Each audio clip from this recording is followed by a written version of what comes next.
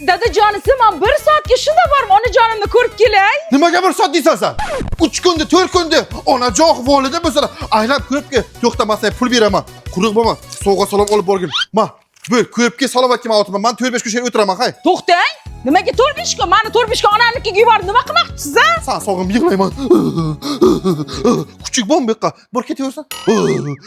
Xotin ovqating pishdimi so'z? Dadajonisi, uzr, ozgina boshim og'rib ovqat qila olmadim. Hozir nimadir tayyorlab beraman. Nimaga menga oldinroq aytmaysan? Men senga o'z doktor topib kelaman. Tez yordam topib kelaman. Tabib topib kelaman o'zim senga. To'xtang, qayerga?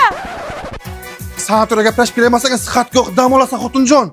Dadajonisi, ukam to'yga ozgina pul yetmayapti ekan, yordam qila olamizmi? Biz noptasha qila olamiz. Qancha pul kerak? 40 million so'mgina. 40 million. Bo'ldi, hozir men bosh ushlab kelaman. Mosha pulni ukang og'ziga uramiz. To'yin dabla bajakamiz. Karnesiz bilan. Kuchuk bormi uyga?